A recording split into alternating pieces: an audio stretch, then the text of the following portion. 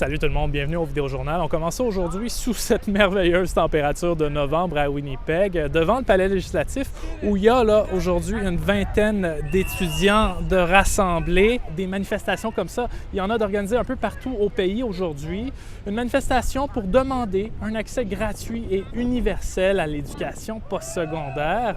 Pendant ce temps-là, il y a une étude qui nous a révélé ce matin que le Manitoba a quand même les deuxièmes plus bas coûts de scolarité au pays. Près de 68 000 $ en moyenne pour 4 ans si on inclut les frais de résidence. C'est moins que la moyenne fédérale d'environ 75 000 $, mais ça, c'est loin d'être assez selon les étudiants qui sont ici derrière moi. Si on compare, on aura toujours quelqu'un qui fait pire que nous. Donc on sait par exemple que l'Ontario, le Manitoba est mieux que l'Ontario, etc., etc. Mais là, ce qu'on veut, c'est une journée nationale de l'action qui se passe en ce moment même, sur toute l'étendue du territoire canadien, donc de la côte est à la côte ouest. Et donc on demande une égalité des prix, donc éventuellement l'accès à l'éducation de qualité mais gratuite.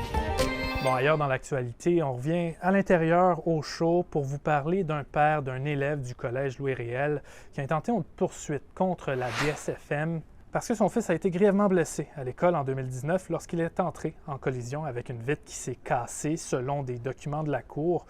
La poursuite argue que cette vitre était transparente, sans marque et s'étendait du sol au plafond, constituant donc un piège ou un danger caché selon les documents.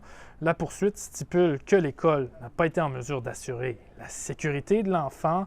Les avocats du plaignant n'ont pas répondu à nos multiples demandes. De son côté, la DSFM a indiqué qu'elle ne se prononce pas sur les cas de ressources humaines ou les cas en cours. Elle a cependant précisé par courriel qu'il ne s'agissait pas d'une fenêtre mal entretenue et qu'après l'accident, la vitre en question a été remplacée selon les règles du Code du bâtiment. Et en terminant, on retourne à l'extérieur pour vous montrer ces images du troupeau de bisons de la nation Dakota de Sioux Valley. La Première Nation a organisé un événement hier pour honorer le troupeau de bisons en compagnie d'une centaine d'élèves, une façon de connecter ces jeunes-là à leur tradition.